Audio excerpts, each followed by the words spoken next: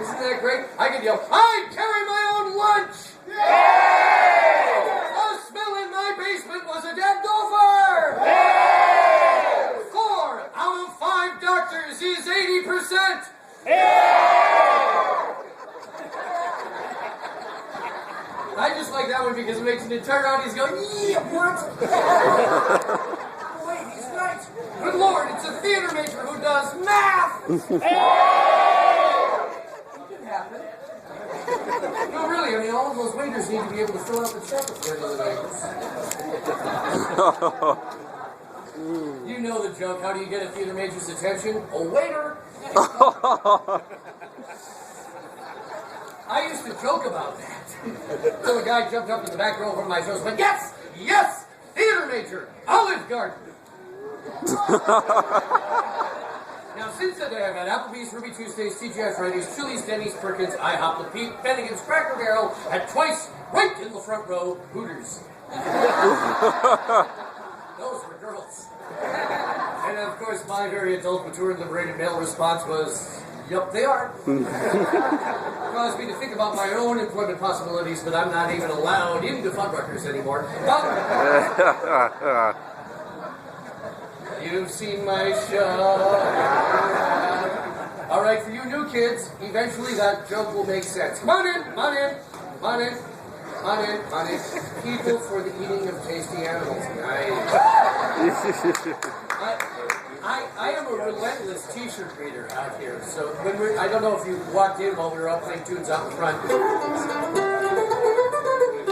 Anyway, we're doing that, and we're going by, and there was somebody wearing a t-shirt that said, unemployed musician will work for food, and the 4 of us just went, where can we get that t-shirt? My favorite t-shirt says, haiku is easy. Sometimes it doesn't make sense. Refrigerator. You're an English major, aren't you? No? Okay. You're still laughing over that? Or are you about to put that through your nose? That's a goal of mine, you know. If somebody passes a beverage or food item through their nose, I stop the whole show and yell, score! Then I take out my Swiss Army knife and notch the stage. So, come on in, come on in, come on in, you're not late. I think it's about time to end the yelling part. Are you tired of the yelling part? Yeah, yes, no, yeah, oh, yes, reaction. Yeah, should we go on to something else? Let's do this. Why don't I try and teach you people how to leak in a spiffern language? Does that sound good? You know what we're going to do? What, is that a new kid here? See, what I do is I teach people how to leak in different languages by telling you short stories that you already know. Did I shift gears a little fast there? Now, Potaning, most of you people have done this at Tunheimer Weatherby, right? These are hunting nets. Excellent. Now, I thought maybe what we do this morning is start out with a simple story called Parunzel. Is that good for you, Parunzel? It's the stewest of minorities and can be just a smidge, just a titch, ever so slightly. Let's call it edgy. Mayhap a mite mature. Now, if you are afraid that all of a sudden the young person sitting next to you is going to understand too much, if they have not yet gotten through 7th grade, they might as well be watching NASCAR right now. Turn left! You understand NASCAR jokes? Oh my goodness, I thought that was only appropriate in North Carolina. North Carolina.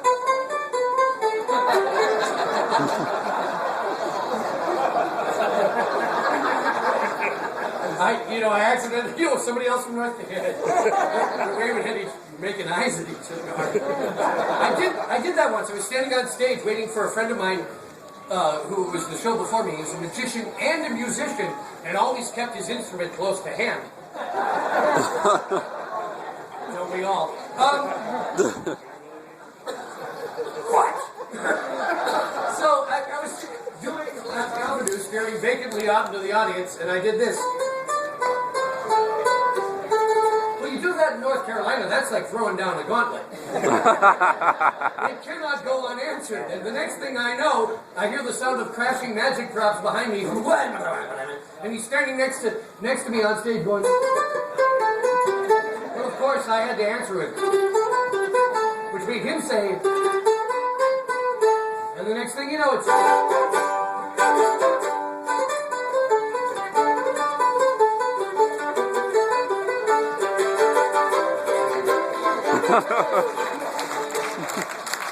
am way too old to headbang. Anyway, we were doing that, and the fellow out in the audience, he's wearing a white turtleneck with a blue t-shirt over it. He stands up, he puts his arms out like this, he turns around, and on his back was written, "Paddle faster, I hear banjo music."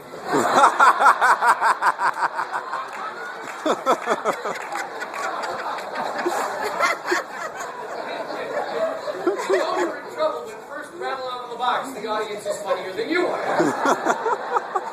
So of course the two of us have no recourse except to go, we're not worthy. At the end of the day, we have that t-shirt.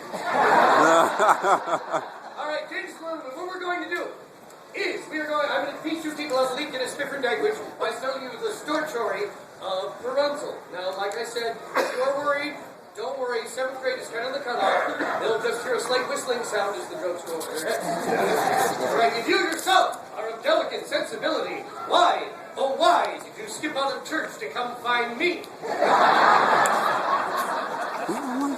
I believe that's fair, but something is going on. Yeah, that's better. I think my wood-burning power sound system is giving us troubles today.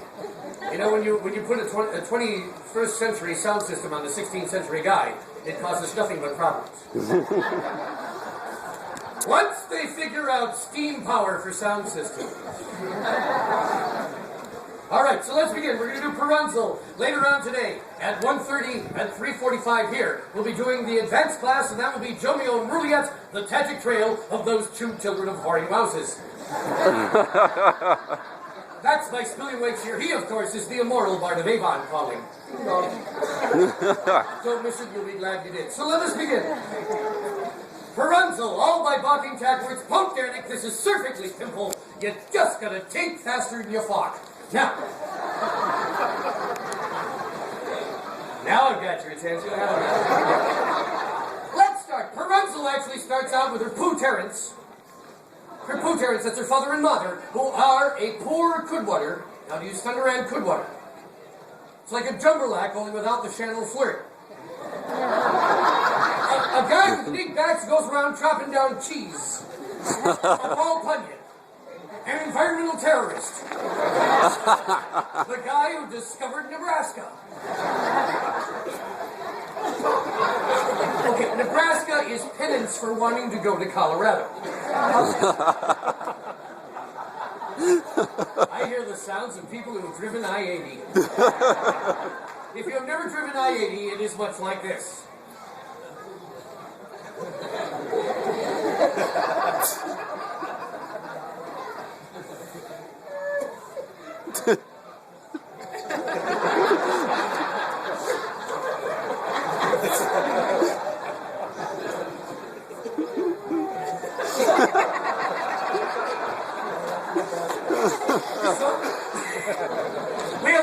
Mine is a terrible thing to waste. We have a poor Cudwater. He's got a wagnet trife. That means she's got an onion in her bobbin.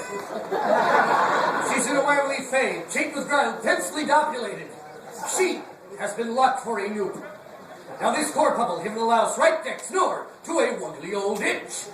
The wuggly old itch has a thin grub, which means she's got a nice pardon gatch. A vegetable batch. She's got some Christ knops. She's got lots of feed creepy vegetables that are iron, holic facet, and good for wagnet primins. So there. Now, the warpipe, the warp woman, she dents her stays, wearing out her stindo, having these caramel tavings, until finally she can land it no stronger. She helps her husband, and she says, "Bissoluster." She had kind of morphed into Jesse Ventura late in her pregnancy. It's a conspiracy. She says, "Bissoluster, you better seal the estalid. You're going to be keeping on the slouch for the rest of your life." Well, the whore husband, he knew that it was gestational insanity. But he was at the end of his own.